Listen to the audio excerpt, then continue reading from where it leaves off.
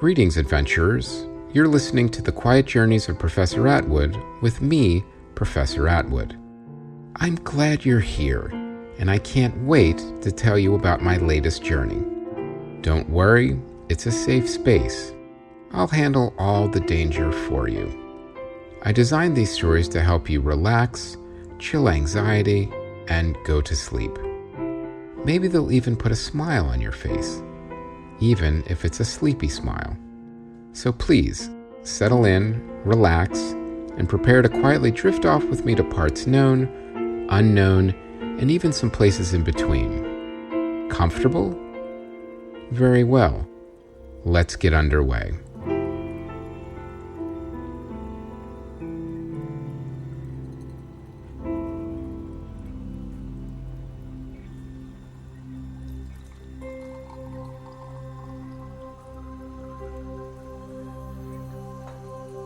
Good evening, adventurers. Well, it took a really long time to get here, but tonight I'm going to tell you about our much-delayed journey home and the bittersweet farewells that I had to make to my crew. As you remember, we were celebrating the unexpectedly delayed marriage of my friend and famous washboard player, Benny, to his real estate agent wife, Alice, after a string of complications. There was a whole thing about bad luck and wedding accessories, another visit to the pirate lounge on the other side of the island, a hidden door to the underground market, a malicious seal targeting Italian food, etc., etc. Anyway, we got everything sorted, and it was an absolute joy to see Benny and Alice get married in a private tropical paradise. But now, it was time to go home. And I'll tell you all about our final leg of the journey in a moment. But first, I need to tell you about a few things. Oh, and once again, there's this part from my daughter, Ellen, who works in marketing, and she said I should read this. Okay, here we go. If you enjoy the show, please tell your friends. I hope it's entertaining you and even helping you, so maybe tell a friend about it. Now, it is always fun to tell a friend about new things, and that I definitely agree with. I mean, I've said this before, is news really news if it's not shared? I mean, seriously. Anyway, please add some stars to the ratings, maybe leave a review as a bonus, and share with a friend. Okay, I think that's it. Thank you, adventurers. Now, don't forget you can also make a donation on our adventuring patrons website, whitecatentertainment.com, and you can also join the White Cat Adventures Club on Patreon. You get ad-free listening to all the shows, an exclusive look at my very semi-weekly monthly journal, and I'll be honest, science and exploring is expensive, and your support just helps make it happen. For as little as just $5 a month, you could show your support for the show. All you have to do is go to patreon.com/whitecatentertainment and enjoy the access your way. Now, let's get back to the story. Benny and Alice's wedding had concluded successfully, and it was an incredibly beautiful and joyful event. They truly loved each other and were ready to go on their honeymoon and start their new lives together. And like I said, they were already on a secret vacation island, so there wasn't anywhere else they needed to go. For us, it was time to get back home. Benny and Alice met us at the dock and thanked me again for saving the wedding with my unusual wedding present, which was just the accessory Alice needed to counteract the troubling wedding superstition about seeing herself in the mirror before the wedding. So, it all worked out. I mean, honestly, I thought they'd be a bit too busy to see all the guests off, but there they were, at the dock, saying goodbye to friends and family as they boarded their ships. My crew was eager to get home, except maybe for Captain Flynn, who just lived for the sea. But I think even his first mate Byron was ready to get back to the Amazon, where he could get back to not being known as a former hidden pirate, and just settle into being a first mate again. Also, he said less things happened down on the Amazon compared to what he had gone through with us. He said this with a smile, and I could tell he was glad he came on this adventure. I mean, he went through a complete career change. He would be an honest sailor from now on and leave his pirating ways behind him, unless they were unexpectedly helpful, as they occasionally were on this last adventure.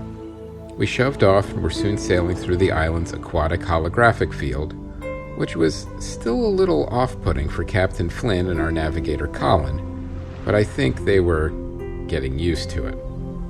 The sky was clear once again and the sun shone brightly, and I had to say, other than that one storm, the maelstrom, and the dimensional wormhole, we've had pretty good weather on this adventure. We were soon underway heading east, and Captain Flynn and I agreed, as a courtesy, to have the journey take an extra day or two to make sure there would be no way to trace back to Benny's secret island. None of the crew minded, and they were also getting a bit melancholy about having to say goodbye at the journey's end, as we'd all become quite close in a short amount of time. Close quarters make close friends, at least for a while. I looked at the beautiful, serene ocean and the brightly shining sun and looked down at the water. A pod of dolphins had noticed us and swam near for a closer look, but as is their nature, they quickly lost interest and swam off in a very aloof manner, which, as I said before, comes off as a bit dramatic, but it is never their intention. The best way to describe their aloofness is to say they were aggressively not interested. And you can probably imagine what I did next. Yes, my favorite thing. I took a stroll around the deck. I listened to the waves gently break against the Recovery's hull as we sped towards home. I took a deep breath and once again enjoyed the smell of the ocean and felt the cooling mist as I leaned over the side to make sure our energy reclamation water wheels were all functional. They were, and that was thanks to Frank, our mechanic/diver, keeping on top of all of our maintenance. I thought about this adventure and how it had changed a few lives quite significantly right before my eyes. Even more if you count the chickens from the Cloud City Surface Museum, but that might be a stretch. Anyway, as I continued to walk the deck, I thought once again about this amazing journey we had all been on. You never know when something simple like searching for ancient hidden pirate treasure can open up so many unexpected doors, like one leading to another dimension, one that brought us to a racing squid at the Panama Canal, and one actual door that did indeed have pirate treasure behind it. But as you remember, it all started when my friend and professional washboard player Benny sent me a treasure map from a pirate lounge he found on his secret vacation island. He had bought the island for an enormous sum of money, as musicians and especially washboard players were always wealthy, and I accidentally found it after getting my submarine tossed around in a storm. I then interviewed crew members, and off we went in search of Captain Kidd's elusive lost treasure. We were delayed at the Panama Canal when a racing squid was trying to cheat in an oceanic swimming marathon. With the help of Professor Ryland, Phil the dolphin, his electroencephalographic helmet, and the United States military, we were able to get things sorted and send the squid on his way with an admonition to stop cheating. Professor Perez of the Panama Canal Special Problems Division was so grateful he lent us his helicopter, as ours was being repaired, which proved to be very useful later. We soon reached Gardiner's Island and had to pass 3 pirate trials with the help of our mercenary/security officer Dolores, and also with the help of Byron, the first mate who turns out was a hidden pirate all along. But because of our positive influence, he wanted to reform his pirating ways. However, his knowledge of pirate lore, pirate protocols, and pirate death traps proved invaluable in finding Captain Kidd's lost treasure. We eventually found the treasure on Plum Island after recovering some clever chickens trying to return to the Cloud City Surface Museum. They were in a boat, so the chances of success for them were, well, slim. But again, they were chickens. It was surprising that they got that far. On the way home, we were accidentally drawn through a maelstrom wormhole generated by Professor Felice, which led to another dimension, without cheese, of all things. After a tense oceanic chef bake-off between our chef Beverly and Professor Felice's chef Jillian, we had the chromite we needed to effect repairs and return to our own dimension. But while all this was happening, some of the crew were having epiphanies and changing their lives and perspectives. Byron no longer wanted to be a pirate at all. Dolores and my assistant Bradley had struck up a whirlwind romance. And at first they tried to keep it quiet, but everyone pretty much knew. I was happy to see it was going strong, and Bradley was going to bring Dolores to Christmastown near the North Pole to meet his family. The most bittersweet change came from one of Professor Felice's crew, Chad, who, if I'm being honest, could really rub you the wrong way. But he was an expert on chromite and really felt like the scientists in the alternate universe Madagascar really got him. So he decided to stay and didn't return with us. It takes all of us a long time to find a place in life where we feel comfortable. And once Chad found it, he realized he wanted to keep it. He could always return if he wanted to, as the scientists in the alternate universe Madagascar were quite adept, and now that they were more knowledgeable about wormholes, it would be possible to return if he really wished to. So we bade him a fond farewell. Once back in our own dimension, we had to hurry and make Benny and Alice's wedding on a secret island. But there was another complication involving wedding superstitions and finding the right wedding accessory. We ended up in the pirate lounge at the other side of Benny's secret vacation island, but Alice couldn't find anything there she fancied. Luckily, our crew member and former hidden pirate Byron found a hidden door which led to the underground market. After navigating a very long-lasting and still active ban on pirates in the underground market, we were ready to shop for an accessory for Alice. But unfortunately, it ended up being all for nothing. Despite the amazing selection of the jewelry exchange at the underground market, Alice could still not find anything she liked or would suit her. And then I discovered the real problem. It wasn't about how fancy or expensive the jewelry was, but how personal it was. She wanted a piece that spoke to her and Benny's new life together, and was quite frustrated that she couldn't find it. She was about ready to give up entirely on the search and even the wedding. I was determined not to let that happen, and I realized that my gift, a jewel-encrusted pirate cutlass from Captain Kidd's Lost Treasure Hoard, would fit the bill as an accessory and as a great wedding gift. I even consulted with Byron, the former hidden pirate, about the cutlass being an accessory. He said it was and always will be considered an official pirate accessory, especially if worn from the hip in an intensely swashbuckling manner. So the problem was solved.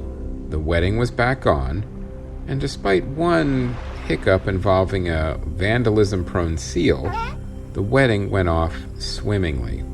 And now we were on the way home, finally, as Benny and Alice started their honeymoon. It made me think about honeymoons and my own, as it was also a trip to remember, as my wife and I took a tour of the British countryside, including the cities of Bath and Glastonbury, with an excursion to see some ancient standing stones. There was an incident at the Glastonbury tour involving the Druid tunnels underneath it, but that's a story for another time. Although that does remind me, I owe the Druids a phone call. Anyway, a honeymoon is a vacation taken by newlyweds immediately after their wedding to celebrate their marriage. Today, honeymoons are often celebrated in destinations considered exotic or romantic. In a similar context, it may also refer to the phase in a couple's relationship, whether they're in matrimony or not, that exists before one becomes a burden to the other. Now, that's a very odd way of putting it, but it did birth the phrase, the honeymoon period, which is still a bit cynical, if I'm being honest.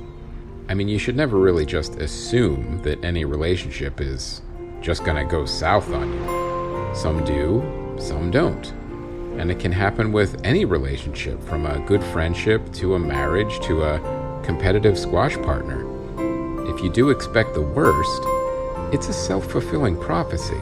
I mean, if you are so sure a relationship is going to go south, chances are it will. Keep things positive and open, and you'll often be pleasantly surprised. And if things do go poorly in the end, well, you deal with that when you have to. But I digress. Back to honeymoons. In Western culture, and some westernized countries' cultures, the custom of a newlywed couples going on a holiday together originated in early 19th century Great Britain. Upper-class couples would take a bridal tour, sometimes accompanied by friends or family, to visit relatives who had not been able to attend the wedding. The practice soon spread to the entire European continent. Honeymoons, in the modern sense, a pure holiday voyage undertaken by the couple, became widespread in the late 1800s as one of the first instances of modern mass tourism. According to some sources, the honeymoon is a relic of marriage by capture, based on the practice of the husband going into hiding with his wife to avoid reprisals from her relatives, with the intention that the woman would be pregnant by the end of the month. Now, obviously, that's another very cynical, but far more colorful interpretation. The honeymoon was originally the period following marriage, quote, characterized by love and happiness, as attested since 1546. The word may allude to the idea that the first month of marriage is the sweetest. Today, honeymoon has a positive meaning, but originally it may have referred to the inevitable waning of love, like a phase of the moon, which again led to the, quote, honeymoon period phrase. A 19th century theory claimed that the word alludes to the custom of the higher order of the Teutons to drink mead or metheglin, which is a beverage made with honey, for 30 days after every wedding. But the theory is now rejected. Although I'm sure there's still some drinking for 30 days traditions still being observed.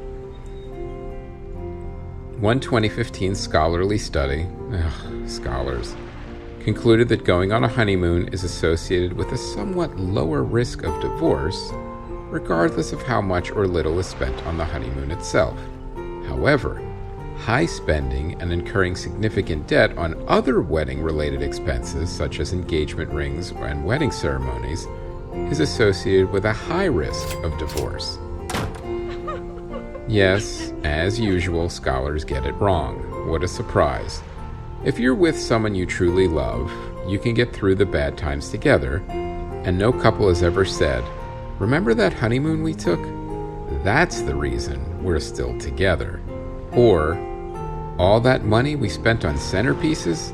That's it, we're through." Now, I know divorced people tend to be a bit more cynical about marriage, but I'm really not, honestly.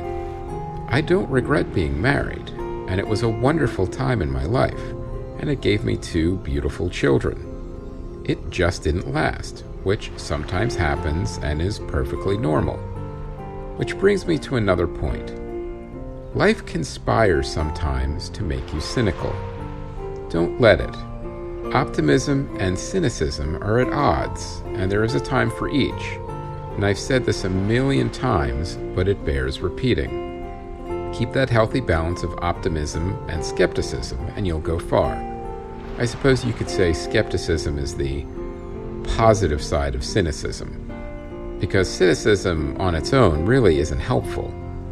Well, unless you're an insurance claim adjuster or a prosecuting attorney, in which case you'll need even more of it than you think.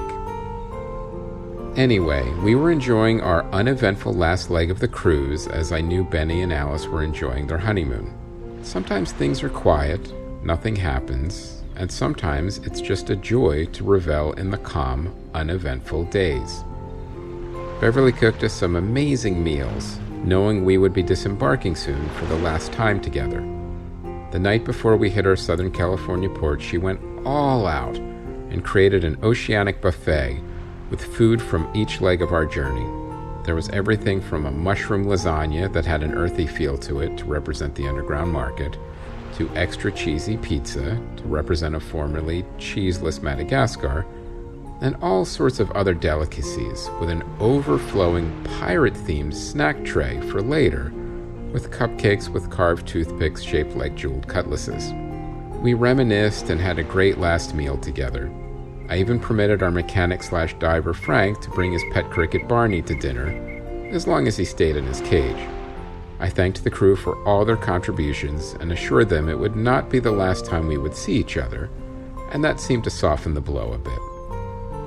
We all moved to the deck for dessert, where Beverly served, of course, cheesecake with fresh strawberries Alice had given her before we departed their secret vacation island. We all enjoyed a beautiful sunset on the ocean horizon, which was warm and calming. Everyone lingered on deck for a few moments longer, then retired to their cabins as Captain Flynn and Byron attended to their bridge duties. We reached port the next morning and it was time to say goodbye. I paid for everybody's parking, obviously, and we all went back to the lab to settle all the accounts, and so I could conduct exit interviews and say a proper goodbye personally to each member of the crew. I also learned that repairs on my helicopter were finally complete, so it would be returned to the recovery as soon as possible. That was good, as I'd really not want to go on another adventure without one. And you can't always count on picking one up on the way, like we did at the Panama Canal. When I first returned home, there was a delightful surprise waiting for me. Professor Felice was true to his word and had sent me all the retro game cabinets to replace the ones he needed for his repairs to his ship the Wayfarer in the alternate universe Madagascar. But there was a bonus.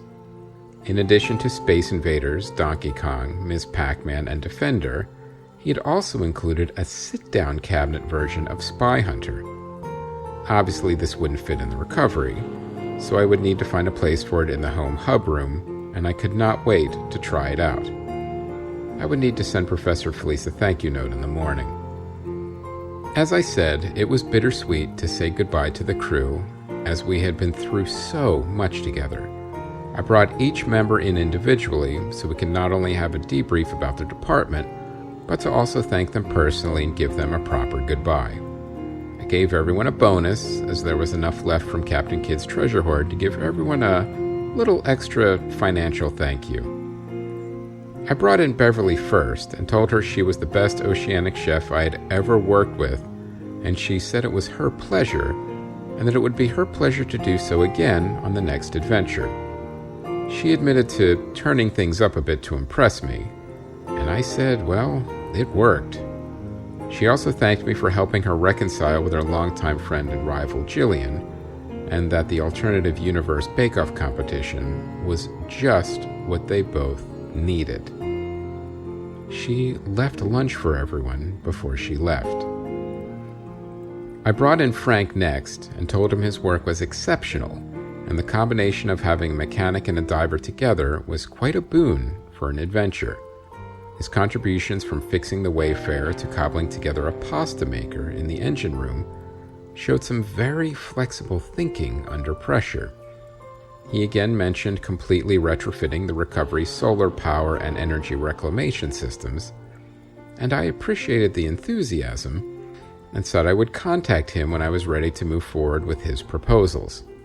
I had other priorities at the moment, but I am always looking for ways to improve energy systems, even if they come from outside sources. Frank smiled and thanked me again for the adventure, and then he and his pet cricket, Barney, departed, with Frank mentioning that some of the bonus money would go to a newer, larger cage, and this seemed to make Barney chirp happily. I brought in Charles next and apologized that there just wasn't a lot for him to do on this adventure. He didn't mind at all, and said again he owed Captain Flynn, but never went into detail about it. That was just the nature of adventuring. There was always a couple secrets that stayed secret. Anyway, you hope you never need your medic, but you never want to be without one. We both agreed that it was always better to have a medic and not need one than to need one and not have one. He tried to refuse his bonus, but I insisted and hoped we could work together in the future, and he said that would be great, but it would be ultimately up to Captain Flynn. Next was Colin, our navigator. I told him he did an amazing job, especially when part of the time we weren't even in our own dimension. He thanked me for a spectacular adventure, and also told me about how he's less dependent on his sextant now, and they have a much healthier relationship. They still spend time together, but now he leaves it in its velvet case for longer periods of time than ever before. I told him I was happy for him. But I have to be honest, it was still a little weird. But that's the thing about navigators. Find one without an odd quirk, then you've found one who isn't great at navigating. Just part of the equation, for whatever reason. I brought Captain Flynn and Byron in together, as they were pretty much a package deal. Captain Flynn and Byron were more than ready to get back to the Amazon, and both were grateful they came on this adventure. They would be taking Charles with them, but couldn't mention anything more than that, and I said I understood.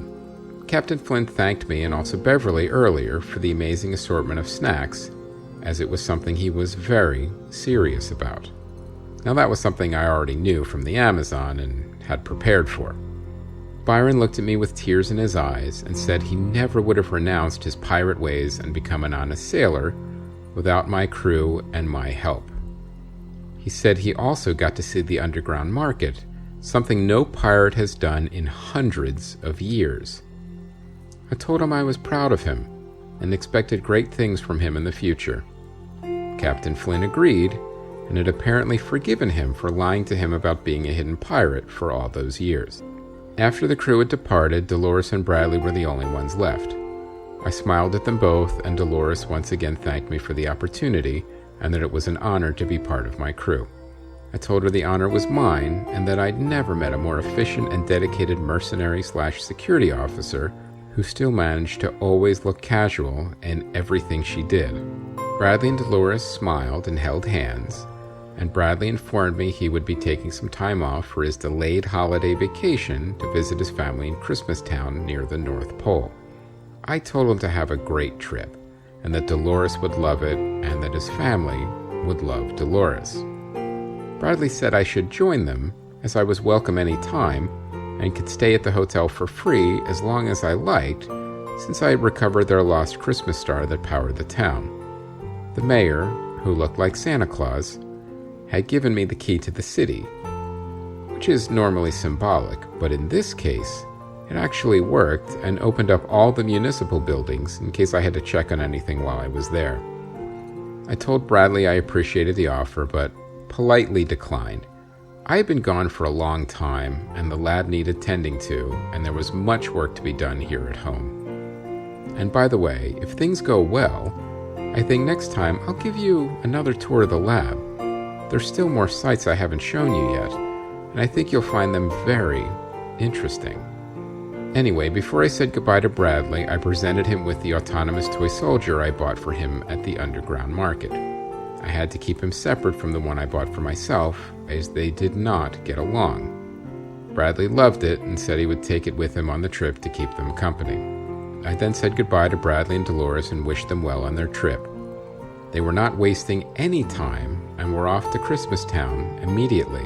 They had to unpack and then pack again in a very short amount of time, but they were both young and didn't mind such inconveniences. I took a walk to my library where the journey began, where I first examined the treasure map Benny sent me from the Pirate Lounge.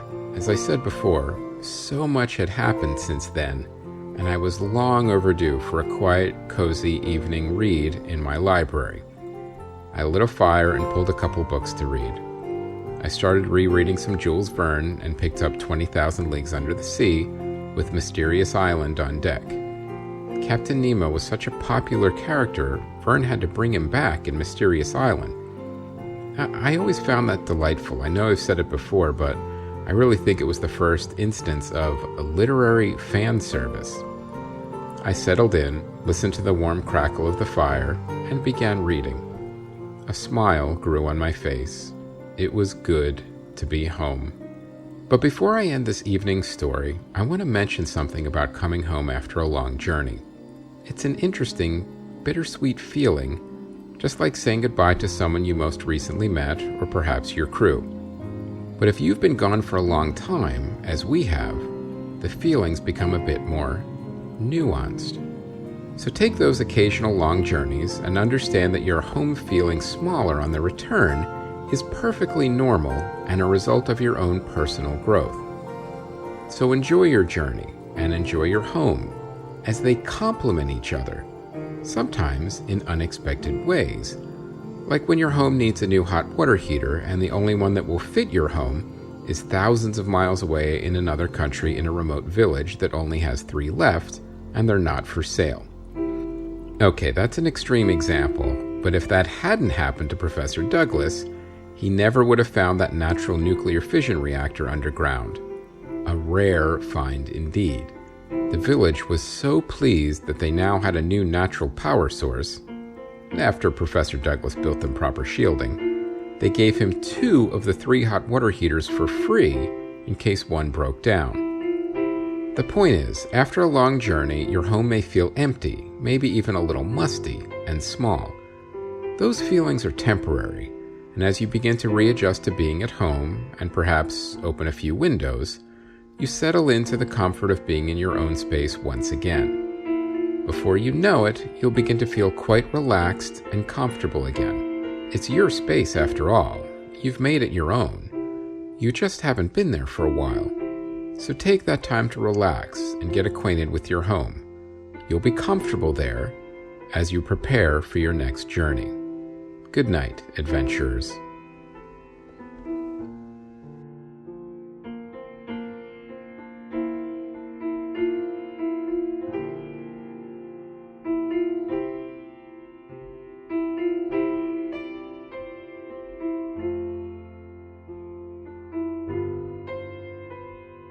The Quiet Journeys of Professor Atwood was created, written, and performed by Chris Mancini and produced by White Cat Entertainment. It is a work of fiction. Maybe. Music and sound design by Ron Tansky at rontanskymusic.com. For more info and merchandise, including t-shirts, mugs, and blankets, go to whitecatentertainment.com.